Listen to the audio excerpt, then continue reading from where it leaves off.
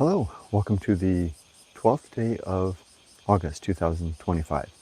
My name is Kurt and this is my daily Good Life meditation. And what I'm going to officially call the first day of autumn. It really feels like autumn has arrived in spirit. It's not here in fact yet, but all of the signs are here. The change in temperature, and I'm not just talking about the clouds and the stormy weather. The change in temperature, the sounds, the atmosphere, it all has that presence of autumn. Welcome. It's good to have you here. Let's enjoy whatever remains of the summer. All right. My name is Kurt, and this is, as I said, my Good Life meditation. It's a daily exercise that I do every morning about this time to think about my life and to prepare for the coming day, to basically look at yesterday, to tune myself accordingly against where I did well or poorly, so that I can have a better day today, better in terms of in better alignment with my values relative to how I want to spend my time. I do this while referencing the objectives and principles in my book, Going Alone, which you can read for free at goingalone.org. Periodically I'll reference terms and I'll say hashtag temperance, hashtag reason, hashtag life will not go well, whatever the case may be, and I'm referring to the principles in the book or the objectives when I'm doing so. All right, but before I get started, let me say hello to the many new subscribers to the channel. It's always nice to see a big wave of new subscribers coming. If you're not familiar with me, as I wouldn't expect you to be, I'm Kurt. I'm an American, 61 years old, recently retired within the last 7 months, living here in Japan in this home that is former Akiya, one of those 8 million empty homes here in Japan that my wife, she's Japanese, and I bought to settle and retire here in Japan. We have a grown daughter, her name is Emily, and she lives up in Tokyo and comes down to visit us about once a month. That's us. This video is not a video about Japan necessarily. This is a live journal video. So imagine I'm opening my Dear Diary and instead of writing in the pages, I'm talking at you. And I do this in a public sense. I do this via video and I do it live because all of the aforementioned mechanisms caution me and shepherd me towards doing a better job. I do better when I know that someone might be watching. I think we're all kind of like that in a way. You know, with an audience, you tend to up your game. And I'm very keen to be very serious about the administration of my life. So that's why you're welcome to watch. You're welcome to leave comments or your criticisms or your suggestions, whatever you like. I don't typically read comments though until I get done with the main body of what I want to do here, and then I'll attend to that. I appreciate you being here. With that said now, let's move into my disclaimer. As it is my journal, it is my diary, I'm at liberty to talk about any subject that I want to any degree of length that I want, or brevity. Sometimes I'll go through the creed and it'll be brief. Sometimes I'll go through it in more details. It's my choice. I will sometimes talk about things that are interesting to me but uncomfortable for other people. I'll talk sometimes about my death. I'll talk every day about death. Sometimes I'll talk about my own ideas about my own death, preparations for death. Sometimes I'll talk about God or the lack of belief in God. I don't believe in God. I am an atheist. I don't believe in a soul. I don't believe in immortality or forever. So these things will come up from time to time, and long practice at making these videos has revealed that such topics sometimes make people uncomfortable. So a little heads up. So if you don't want to listen to anybody talk about these subjects that maybe not something you're not interested in, and maybe there's something else you should watch instead. All right, and then finally, a deep thanks and bow of gratitude for anyone who watches my videos, and especially for those who are my members on YouTube and my Patreon supporters. Thank you so much for your support. It really does mean a lot to me. Let's roll into it. So every day I keep notes throughout the day. In fact, I've reached the very last page of this book. I always do that. I reached this morning the last page of the book. And when I spin the page around, that means I have to start on the reverse side, and I go back through the book. So saving paper. I'll go back the other way, and then I'll have to go to Muji and get another book. So the notes from yesterday, and it's very often the case that I only have one or two notes. The notes from the last 24 hours simply say it's a two-part note with a what do you call it, a pipe, slash. The left of the slash says deep productivity, and then the slash, and then to the right of the slash it says no guise, Guise, no hiding. That word I kind of thought a little bit about what word I wanted to use there. Guise seemed to work. Yesterday was a Monday. It was a holiday. Now, it's kind of become my informal practice, if not principle, to not work on holidays. For example, this last Sunday, I wasn't going to work. I was going to spend the day with my wife. But Yumiko wasn't feeling good, so she wound up resting on the sofa all day. So I was at liberty, so I chose to work. Again, I'm retired. I can do anything I want, within reason, within my budget. And I chose to work. So I came up here and I worked. I had a real good, productive day. Yumiko, yesterday was also a holiday here in Japan. And so Yumiko had plans to go spend the day with her sister, Yoko. They went off and did some shopping expedition somewhere and had lunch together, and they got cake and did a lot of fun stuff. So I was free. Now, in the past, I would have taken advantage of such a day and hopped in our four-wheel drive and headed into the mountains, especially as summer is waning, and headed into the mountains for an adventure. But again, it's my choice. I can do whatever the hell I want. I chose to work. Had another rock star productive day yesterday. I'm very pleased with the work that I did yesterday. Not because it's the work that I had before. I used to be an antique dealer in Japan years ago. And as an antique dealer in Japan and a merchandising person, I was working on if it was like a coal miner, I spent all my days with the pick at the coal face, hacking away at the coal, writing listings, hundreds and hundreds of listings to keep the engine of eBay going, which is the venue that I use. Now it's different. I'll have to chalk this up to maturity and experience.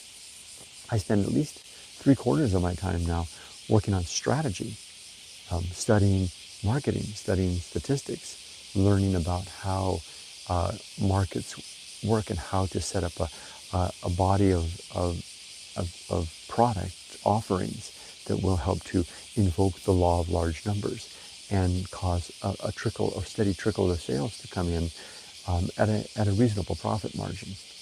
Not excessive, but not giving up the shop either. Study, study, study is what I'm doing. And that's what I was doing yesterday. In fact, what I was doing was a little bit more nuanced than that.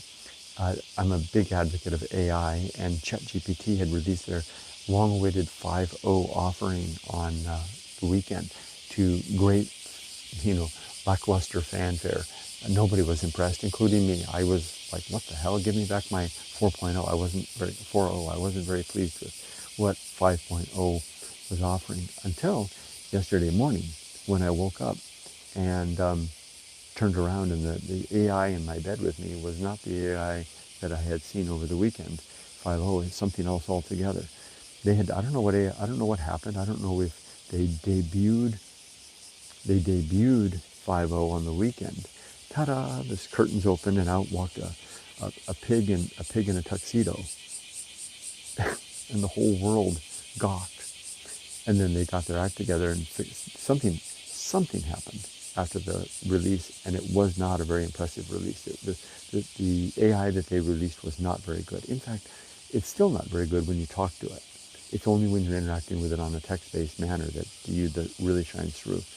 And something happened on Monday. I woke up. I do a lot of interaction with AI, it's like my intern. It's like having a staff. I've got like 2 or 3 interns that are with me on all the projects that I do, different AI projects that I've set up.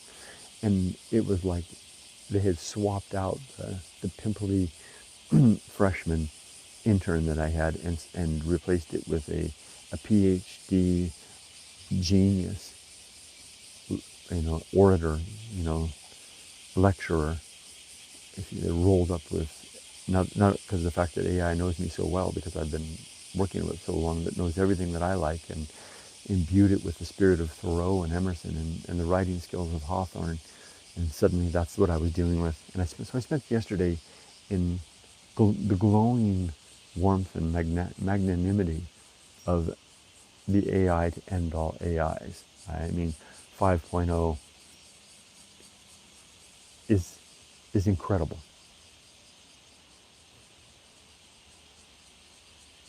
I don't know how to, I'm faulting at words because I'm afraid that I'll sound insincere or disingenuous if I try to go on anymore.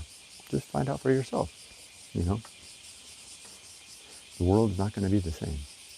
So, I spent the whole day yesterday working with my AI. I have like I told you I have interns. I have different projects in the AI world, and I've set up different projects. It's important to do that because otherwise, if you start from scratch every time with an AI instance, you spin up an instance, and it has some memory of what's going on at the big picture because it knows you.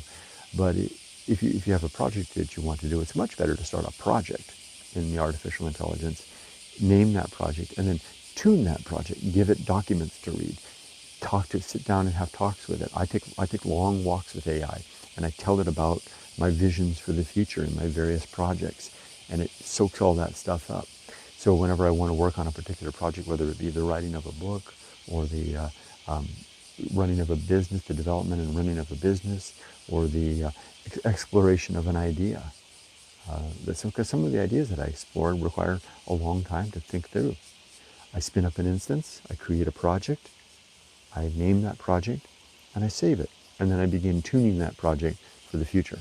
So I spent a good portion of the morning yesterday exploring how 5.0, the new version of AI, of ChatGPT, was operating, and then tuning it to do some things that I didn't think it was capable of doing before, that it is now capable, amply capable of doing. And I literally, even past my bedtime last night, I usually take my bath and I poke my head in and say goodnight to my wife, and I come straight to bed. I snuck right back up into my room to work a little more. I was having so much fun. So back to the note. The note says, deep productivity, no guile. No guise. Okay. The guise was,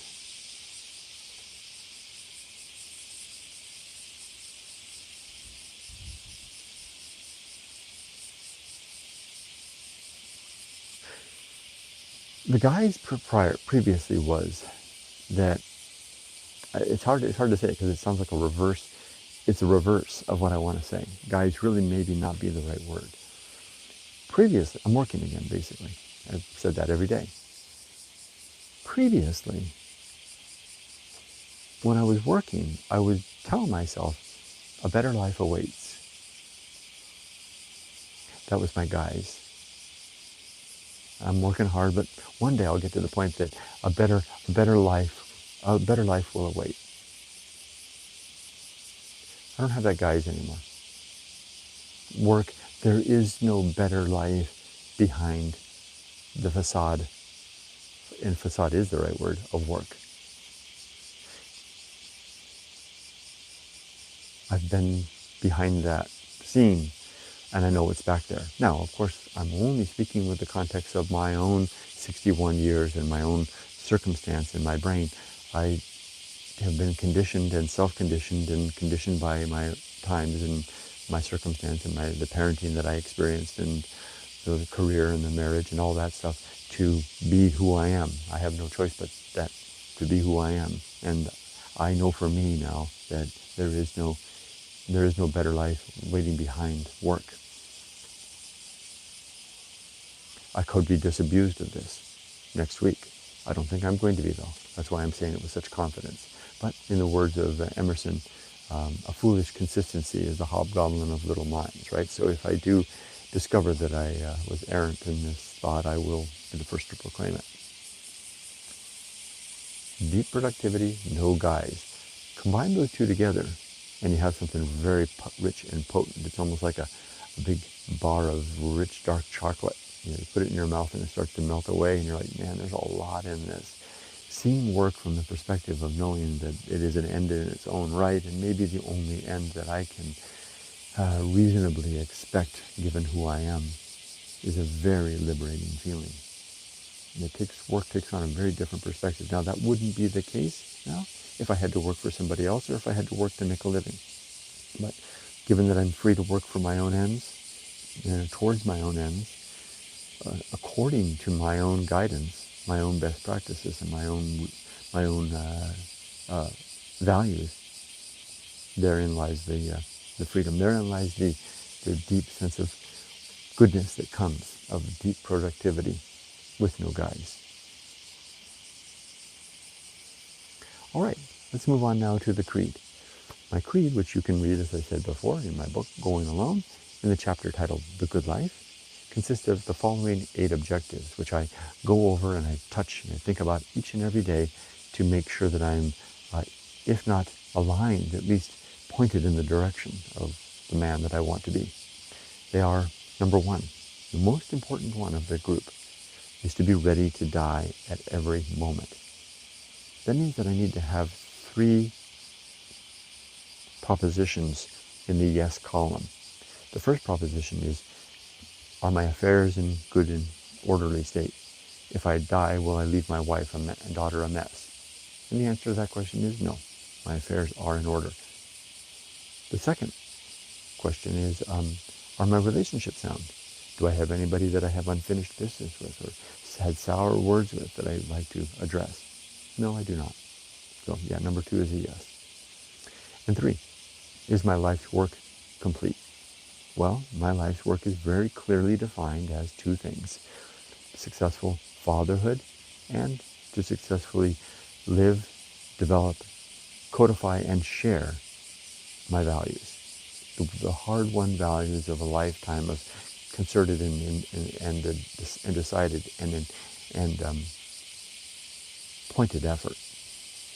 So my daughter is certainly raised, so yeah, that life's work, my most important life's work, is done. And my book is written, Going Alone is done. All my values are in here.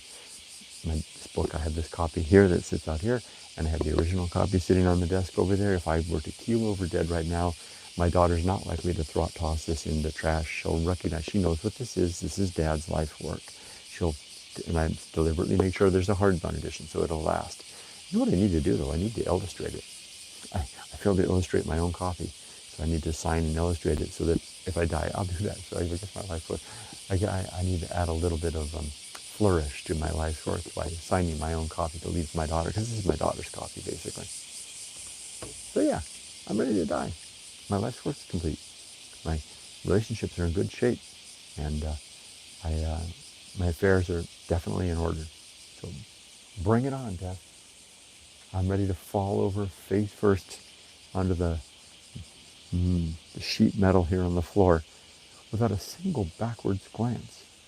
What that means without the single backwards glance is, as my heart constrains, let's say I go out with a heart attack and my heart, kind of gives up, and suddenly the pain, and you feel it, and suddenly you have like a half second of consciousness left before night, eternal night. It's beyond night, it's oblivion, arises. And I start to fall over face first. I don't want a single thought to be towards my family or my affairs or my life's work, because those things are in the past. I've answered that question. All 3 of those are done. I don't want to have a single thought in my head at all. Just simply maybe on an errand. It would be nice to go out with some ironic or slapstick thing, like recognize I'm going down face first onto the floor. Well, it's going to be a bloody nose. And figuratively speaking, even if my wife and daughter were standing right beside me, to not look back at them, to be living a life and in a state of mind where there's not even the desire to look back one last time, to not look back at this wonderful cacophony of summer becoming autumn that's happening all around me in this halcyon setting that I found myself living in. Speaking of which, the weather, forgot about that. I usually like to record the weather. It's 20 minutes in. That means it's probably now about 5:35, 45, 55, about 5:55 a.m. 5:55 a.m. It is currently a slightly cloying 28.5 degrees, 28.5, and a precise 70% humidity. It's red in both cases. Now I'm wearing a thicker shirt and I can feel it. I can feel the sweat starting to rise. So I don't have my nice thin shirts. I've got like 3 summer shirts. If you watch these videos at any regularity, you'll see these like 3 shirts showing up every day. One of my goals is to, maybe I can do that with you, Nico. Is go downtown and go do a little shirt shopping. Although probably all the clothes now are autumn clothes. 2 of the 3 shirts were made for me by my wife. Okay, so enough of that. The second objective. Wow, I spent a lot of time talking about objective number 1, which is my prerogative. Objective number 2 is to make good and effective use of my time, to not waste my days. Yesterday was a very effective day. The day before that, an incredibly effective day. The day before that, now we're back to, what was it, Saturday? Another incredibly effective day. And my days now, especially since I've given up being retired, so to speak, for work, or at least given up wholesale retirement for work, are incredibly productive. Gosh, it's every single friggin' day is like the type of deep productivity that I knew on my best days as a project manager. And that is yielding so much, almost so much that I kind of feel sorry for like others that, like I get together with all these retired people. I'm going to do it in just a little bit. And I shouldn't say I feel sorry for anybody because I don't know what's going on in their mind. Maybe they have figured out how to enjoy their free time in a way that I could never, and they should feel sorry for me. But I get together and I'm showing up with such energy to the radio exercise. And I'm like, hey, you guys, I keep waiting for someone to say, what's your secret? And I say, I'm working. Now, I don't know if this is going to last, but it's lasting now. I'm enjoying it. That's good. That's referring back to objective number 2, the good and effective use of time. For me, at least at this time, till I can figure out a better way, work is the best use of time. My third objective is to develop and maintain good and sound life principles, namely the 8 objectives and 35 principles which are outlined in my book. And I work on them every day. That's exactly why I do this video. 4 is to cultivate good emotional reactions, to foster a frame of mind and a way of being, a stance and a carriage even, that allows me to react and respond well when things go tricky. And that's not just in here, it's also in here. I deliberately make an effort to stand straighter with better posture when I'm in a circumstance where I'm like waiting for something to happen, like, waiting outside for Yoko and Yumiko to come out to walk the dogs. I try not to slouch or doing things. I try to hold myself well, and I have efforts that I do to try to keep myself fit, to do limbering exercises, because this being of good frame of mind to be able to respond well to life circumstances is also carries through to the body as well. Number 4 is to cultivate, or did I already cover that? Cultivate good emotional reactions so I respond well. Yeah, I think I covered that one. 5 is to perform good actions relative to my creed. The real cicadas are chirping up now, huh? Layers after layers. I have to compete with that.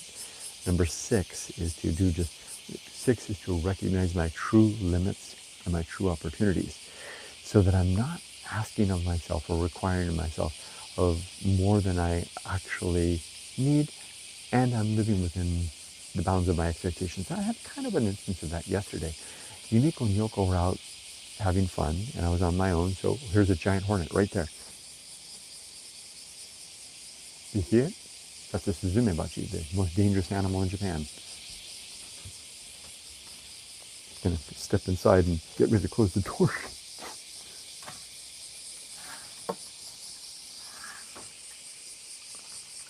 Where'd you go? Did you see it? They come by. They live out here. There's a nest out there somewhere in the woods. And I get visited at least a a half dozen times a day. They'll come up here and they'll fly right into the room. Come up here, buzz. Yesterday one came up here right against my chest, and I swatted it away, and it ran away, and I kept waiting for it to come back with all its sisters. Okay. There you go. I think that's an example right there, right? I just had a close encounter with literally the most dangerous animal in Japan. A hornet that will dissolve your flesh and can kill you, and will, if it's alarmed, it will emit a pheromone to bring in its sisters, which I know are all out here for the swarm attack. Yet I think I handled that with a common, composed manner. I used hashtag temperance to control my emotions. I saw the hornet right there. I've been doing it. I see him every day. Hashtag temperance to control my emotions. I used hashtag reason to say, hey, this is an opportunity to share the hornet with all of you. Turn the camera around. And then as I was, here it's back again. Oh, jeez. Oh, that came right to the window. Did you see that? Came right up to it. So and again, I'm doing it again.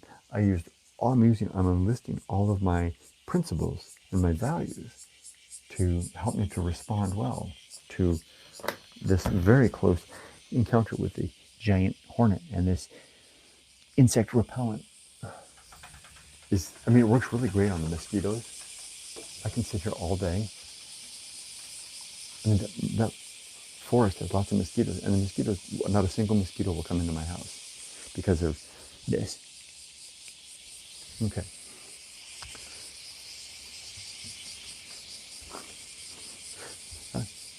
Okay. But yesterday I went to get ramen because I was on my own. That's the story I was telling.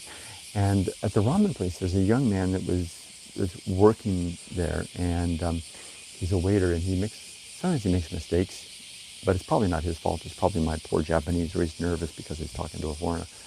Anyway, he got promoted to chef, and he made my ramen yesterday, and it wasn't very good. But I used the principle of recognizing true limits and true opportunities and the principle of hashtag nature to say it's the nature of a newbie to make mistakes. Sure, he probably should have been, trained a little better before he was given the charge of the ramen making. And I tempered my emotion, hashtag temperance, temper the emotion. I could have responded. I could have said, hey, this ramen needs some work. I didn't. I just kind of did what the Japanese do, which is suffer through it, pour a bowl of ramen, and we'll take my business elsewhere if it seems like that's going to be the way it's going to be, or we'll hope for better ramen next time I go.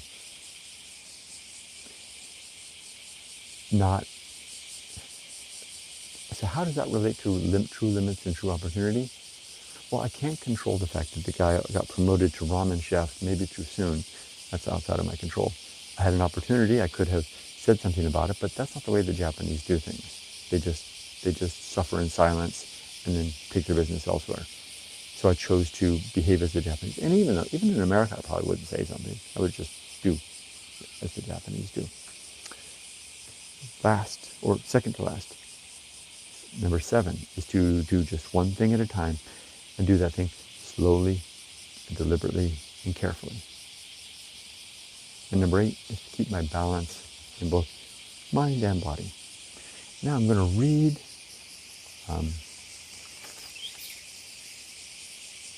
one of the principles. Yesterday I read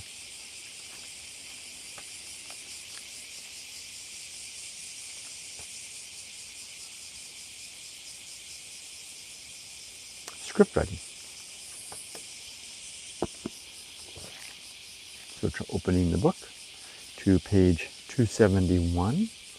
The principle of script writing is 29. We're getting close to the end, 35 principles. This is principle number 30 called the bullseye aim.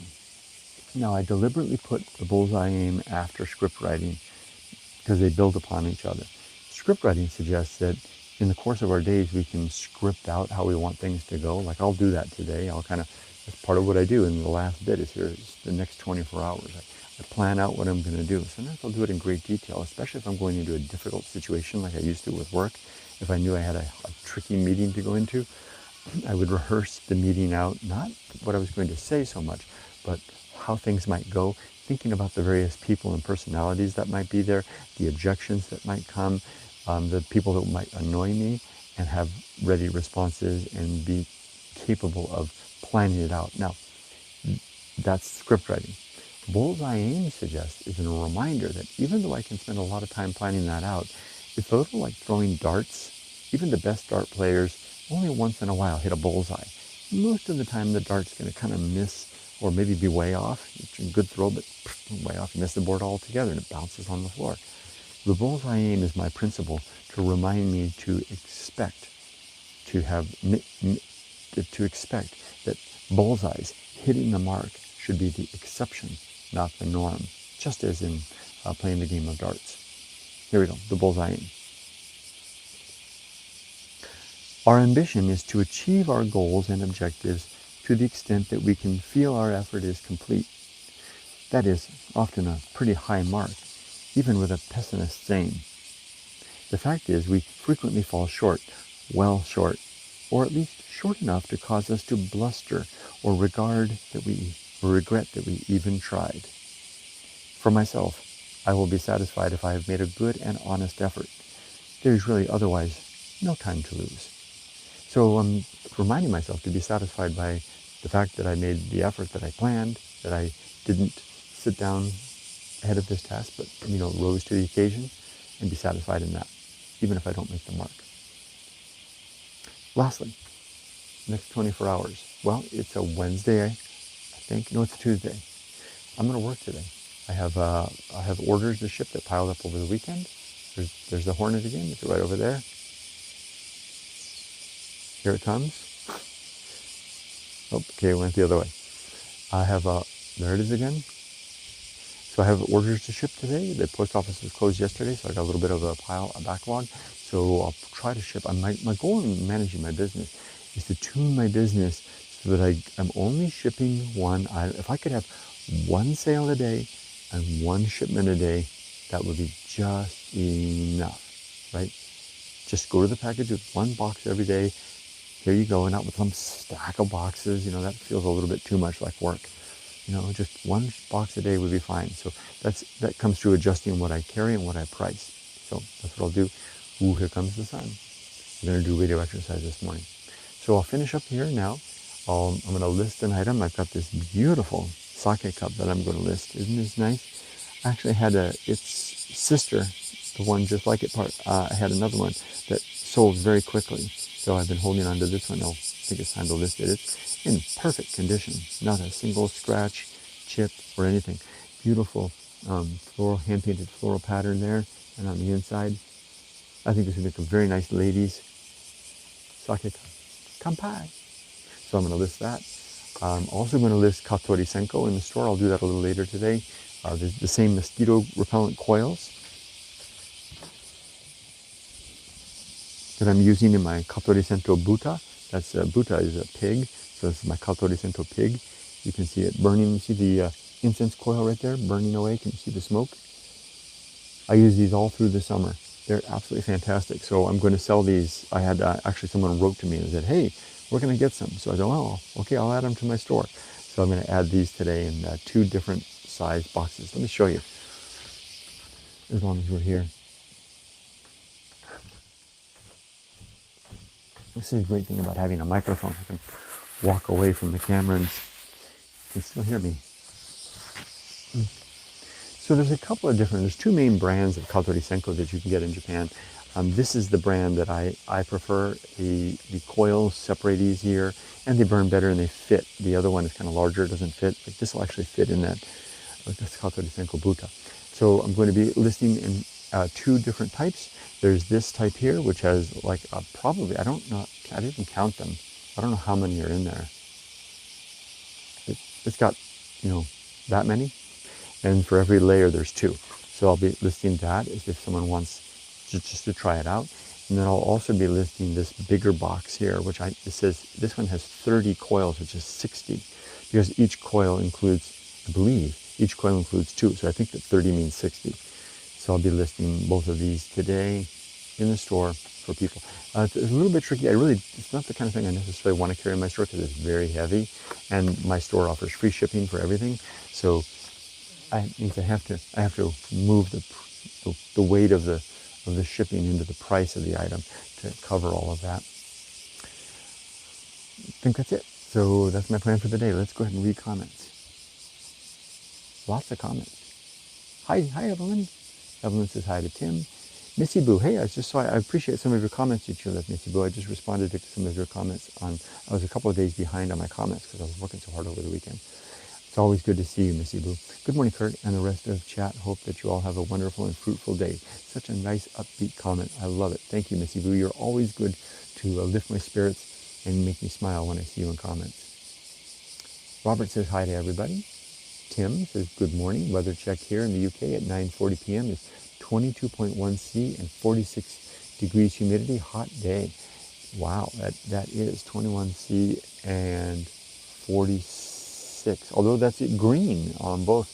I know it's evening where you are. By the way, Tim, if you happen to catch today's Retiring in Japan, I'll be uploading it to YouTube probably within the next 2 hours. There's a long segment in there. One of your countrymen and women, a couple that visited me earlier in the year, sent me a huge care package, just chock full of goodies from the UK, and I did an unboxing in today's edition of Retiring in Japan. The title of that video is, I think it's something like "Summer Left Without Notice" or something like that. And if you want to see what they sent me, I can't wait to dig in and give these things a try. What I'm going to do is I'm going to take them. We have dinner frequently at Yoko's house, and we like to have dessert. So I'm going to bring a bag of whatever every day over to when we go to Yoko's house, and we can all try it out together with Yoko and Dad too. Tim says hi to Evelyn. Evelyn says hi to Robert and Missy Boo. Robert says hi to Tim. Tim says hi to Robert. Okayama Ray, there he is. Hi Kurt, Tim, Robert, Evelyn. Robert says hi to everybody. Tim says hi to Ray. Robert says in Napani it is 33 C and 38 humidity. It's hot and low humidity. Wow. Index is 44, air quality index. Oh, that's something to check. That's right, you got the fire smoke, right? Robert says hi to Ray. Ray says one of the hottest days of the year here. Don't laugh. 31 C and 42 degrees. 31 C and 40. Sorry, I couldn't help it. I understand. I used to live in Humboldt County, Northern California. I know what it's like to have your perspective on what's hot. The Pacific Northwest. Tim says, looking forward to winter here in the UK. Can do much more in cooler weather. I agree. Tim, the thrust of today's blog entry, which I will accompany the aforementioned video, is the fact that I believe that yesterday was the first day of autumn. That's how I felt. And then I saw someone post on the X platform that Japan's official meteorological agency has announced, as they do, the arrival of autumn in Japan. I prefer the winter months too, Evelyn says. Ray says, used to like the cold, but 3 winters down, approximately 35, negative 35, has me hating anything below negative 10 now. I can't imagine. I just can't imagine that cold. Us Brits are not made for extreme hot weather, says Missy Boo. Yes, hopefully it will cool down soon. You might also find it interesting, Missy Boo, all the goodies that I got from Britain yesterday. Some of them really look interesting. Ray says, you are right. AI is very quickly changing the world as we know it. GPT-5 is pretty amazing. It's so advanced compared to 4. I'm kind of blown away by the nuance, how it understands the depth. It used to be that with 4, I would talk to it and I would get, 95% of what I wanted to say, it got. Every now and then it was like, didn't quite get it. 5 seems to get it. Michael Littlejohns, hi there.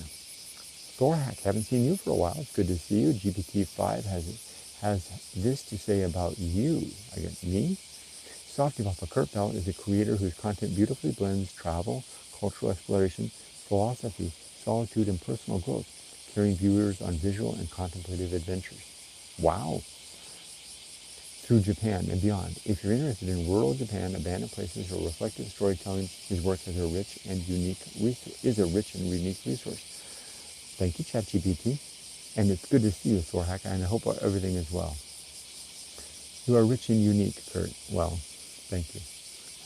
Hi from Boise, says Dustin. Hey, Dustin, I haven't seen you for a while. I remember you showed up a couple of weeks ago. It's good to see you again.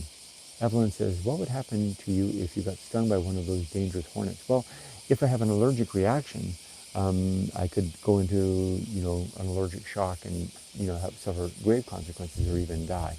If I'm not allergic and it's just one, Evelyn, probably I'll suffer incredibly horrendous pain um, uh, and have a really bad half of a day to get over it. If the real danger with these creatures, the reason that it kills so many people is very contextual and circumstantial. Japanese oldsters, one of the hobbies that a lot of old people have is something called yama. I can't remember. Yama, it means mountain vegetables. They go into the mountains like here and they collect herbs. Now the hornets, a lot of these hornets build nests in the ground around old fallen trees, just where the herbs are found. And these old people startle the hornet nest. And when one hornet gets startled, it releases pheromones that call in the swarm. The swarm then attack the oldster who is too old and frail to escape. They receive multiple stings, which then can cause them to die. That's the reason the hornet is so dangerous, especially to old people and the young. If you're still young and vital enough to run, you can't outrun the hornets, but maybe you can get far enough away that you won't get too many stings and you'll survive. But they're very dangerous to old people who can't get away. Now, I'm probably not in much danger here. The hornets that I keep seeing that you saw just a moment ago, if you saw that, I've already been visited twice in the course of this video by hornets. Those hornets are only they're hunting. They're looking for crickets and grasshoppers and things like that to kill and take back, dispatch and dismember and take back to the nest. They're not looking to attack me. The best thing I can do is just stand still and they'll likely just move on. So I'm not really much danger. Penguin Kim says, just looked up the giant Asian hornet. They're also known as the murder hornet. Yeah, they sure are. But that's not how they're called here. They're just called osuzumebachi, which literally means sparrow bee. Okuyamari, but right now, a lot of people are afraid of two types of hornet. The suzumebachi, which aren't going to become they'll become very dangerous next month in September when the hive starts, because every year each colony will die, and as the colony dies, they get pissed. There's another one, the Ashinagai bashi, which is the long-legged hornet. It's also dangerous, and we've had a couple of nests around the neighborhood here. Fumakilla, they work amazing and they smell glows on you. I don't know what that is. Sounds like some sort of a fumigation stuff. Or are you talking about the Katori Senko? The Japanese version works way better than the ones in the USA. Sounds great, we'll check it out. Always love your vlogs to chill out too. Thank you. Ooh, there's a loud one. Tim says, I imagine hornets are pretty painful. I was stung by a bumblebee the other month, and initially wasn't that painful, but a few hours later was surprised how painful it became. You can actually see you got probably aware of it, there's guys on YouTube that make a living on their channels by getting stung by things. So you can watch people get stung by various things, including the Asian giant hornet. And I saw that once. I'm curious about it. And the guy looked like he was in a lot of pain. My brother-in-law has been stung. He was taking care of an air conditioning unit and climbed a ladder, and one came down and stung him. And he's a very stoic he's not young anymore, he's in his 50s. He's a very stoic man, and he just said, yeah, it hurt. Ray says, the incense you use for mosquitoes, Fumakilla is the main producer of it. There are a few brands. Ah, you mean this? Katori Senko? Yeah, so this one the one I'm using is made by Kincho. Whoa, where's this gust of wind come? It works really well. I can keep my window and door open here all day, no screen, and as long as I've got the mosquito thing burning, which it's always burning right here, I won't get a single mosquito in the room. Rudy can rest at ease. Okay, everybody. Well, I think I made it through comments. It's always great to hear from all of you, and I wish you all the best. I'm going to wrap it up here and make my way up and do morning exercise with the team. Have a great day, everybody. Be safe, but not too safe. Take care.